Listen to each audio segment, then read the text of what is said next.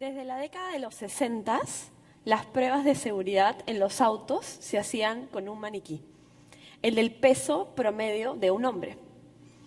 Esto impactó en que las mujeres tengamos 47% más de probabilidades de sufrir lesiones graves en un accidente. Recién en el 2010 se exigió incluir maniquís con el peso promedio de niños y mujeres. Muchas cosas en nuestra sociedad se han construido desde una mirada masculina. Y creo que un ejemplo del día a día es cuando pensamos en las oficinas. Muchas veces yo llego y veo a las mujeres muertas de frío y los hombres bastante cómodos. Esto se debe a que la temperatura promedio también se ha guiado del cuerpo promedio de un hombre. Pensemos en nuestro entorno. ¿Cuántas mujeres premios Nobel de Economía o Ciencias conocen? ¿Cuántas mujeres inventoras? ¿Cuántas mujeres que hayan estado en los libros de historia? A lo largo de nuestra vida, parte de la cultura como la conocemos se ha construido bajo esta mirada masculina y sobre todo priorizando la mirada en la historia de los hombres. Esto también se puede ver en las empresas. Y creo que un buen ejemplo para darlo a conocer es una serie que se llama Mad Men. Esta serie reúne a un grupo de publicistas en una agencia de publicidad en los 60. En esta oficina trabajan diferentes hombres que tienen muchas características en común. La mayoría son blancos, usan saco, corbata, son además heterosexuales y además tienen otro factor en común. Sus esposas están en casa ocupándose de un rol súper importante, que es la gestión del hogar. De alguna u otra forma, el sistema les exige a estos hombres trabajar largas horas, de hecho muchas veces se quedan hasta las 10, 11 de la noche, y les exige una presencialidad extrema. Además, las pocas mujeres que aparecen en la serie trabajando tienen un rol, el de secretarias. ¿Qué pasa con estas reglas del juego? De esto ya ha pasado casi 50 años.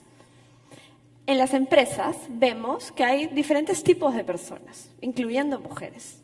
Sin embargo, hay algo que no ha cambiado tanto, y son esas reglas del juego. ¿Y a qué me refiero con las reglas del juego? Pensemos en los horarios de trabajo. Trabajamos hasta las 7, 8 de la noche. Pensemos en la presencialidad extrema que todavía nos exigen muchos trabajos.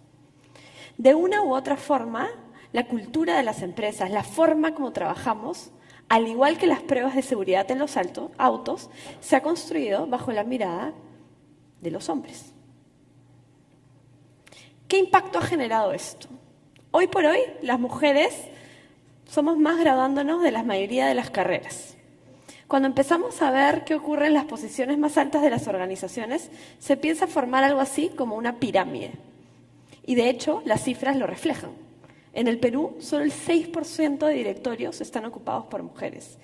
Y solamente el 16% de empresas cuentan con mujeres en puestos de liderazgo. De hecho, según el Foro Económico Mundial, la brecha de género se va a cerrar en 217 años. Además, cuando las mujeres empezamos a trabajar, nos encontramos con una serie de barreras. Una de ellas tiene que ver con el tiempo. Las mujeres dedicamos 24 horas a la semana al cuidado del hogar, mientras que los hombres dedican 6.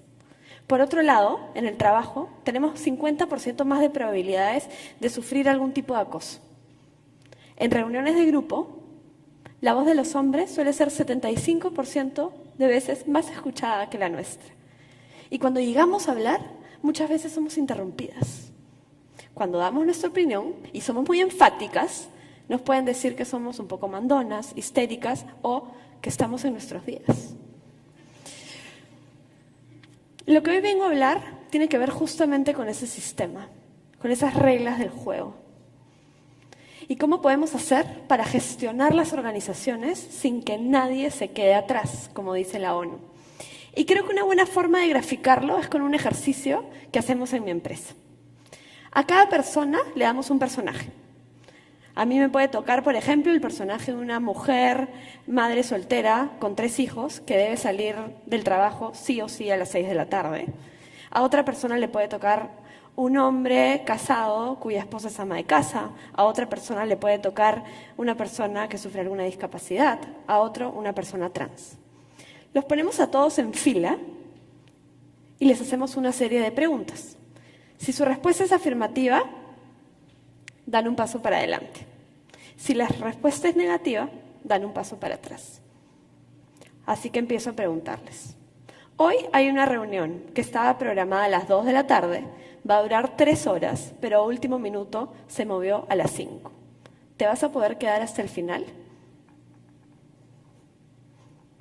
¿Alguna vez te han preguntado en una entrevista de trabajo si planeas tener hijos? ¿Tu identidad de género es reconocida en tu empresa? Poco a poco empieza a ocurrir esto, hasta el punto que me he salido de la alfombra de TED. Y es algo así lo que ocurre en los ejercicios. Lo que empieza a generar es que se generan estas brechas. Quienes quedan adelante tienen algo en común, el privilegio. Estas personas suelen ser hombres con ciertas características. Y de hecho, cuando vemos las personas que lideran nuestras empresas, suele ocurrir eso. La mayoría son hombres. Entonces, ¿qué podemos hacer para cambiar este sistema? ¿Qué podemos hacer para repensar las reglas del juego? Y así nace mi historia con Adecuales. Adecuales es un emprendimiento social que lo que busca es generar justamente esa igualdad de oportunidades. Trabajar con las empresas como agentes de cambio para ser más inclusivos y sobre todo para empezar a diseñar pensando en los extremos. Lo que hemos empezado a hacer es implementar algo así como unos lentes de género. Sí, lentes de género, lentes de diversidad. Una empresa con lentes de género promueve que los procesos de selección no tengan sesgos. De esa forma hace pautas de entrevistas que aplican para hombres y mujeres. Una empresa con lentes de género empieza a promover la flexibilidad incluso para padres, y les brinda días adicionales a ley para licencia de paternidad, considerando que el Estado no lo brinda lo suficiente. Una empresa con lentes de género brinda a las parejas homosexuales los mismos beneficios que reciben las parejas heterosexuales. Y sobre todo, una empresa con lentes de género diseña productos y servicios con equipos diversos, por una simple razón. Los consumidores, el mundo allá afuera, es diverso. Esto además trae increíbles beneficios para las organizaciones, no solamente porque empiezan a tener prácticas para retener al 50% de la población, las mujeres, sino porque también empiezan a dirigirse a sus clientes de una forma mucho más estratégica y hace que todas las personas que trabajan ahí estén mucho más contentas. Lo más bonito de esto es que no necesariamente debemos ser una empresa para tener lentes de género. Las personas también podemos tenerlo. A lo largo de este camino, en Adecuales, hemos empezado una serie de acciones, entre ellas el ranking PAR. Este ranking mide cómo se encuentran las empresas en términos de equidad de género y diversidad. En ese sentido, medimos 4 variables que forman parte de cómo gestionar este tema. Por un lado, la cultura. ¿Qué cosas se están haciendo en términos de flexibilidad, de prevención del acoso, de publicidad? Por otro lado, la gestión de su talento. ¿Cómo gestionan sin tener sesgos? Por otro lado, la estructura organizacional. ¿Qué porcentaje de hombres y mujeres tienen en esa organización? Y finalmente, su estrategia. ¿Están pensando estrategias adecuadas a los diferentes tipos de públicos? Empezamos en el 2015 midiendo a 22 empresas. Hoy, 4 años después, hemos medido a más de 400 organizaciones en Perú, Colombia y México. Este ha sido un proceso de transformación para mí. Empecé a Adecuales porque me di cuenta que había una situación que debía cambiar. Empecé a trabajar en otras empresas y vi que había muy pocas mujeres representándonos. Y vi además y sufrí situaciones de acoso. Y la verdad me dio tanta rabia. La rabia fue mi catalizador. En ese proceso conocí a mi socia, Mía Perdomo, quien compartía conmigo esa rabia y sobre todo no queríamos esperar 217 años. Yo creo que esta rabia puede ser un gran motor.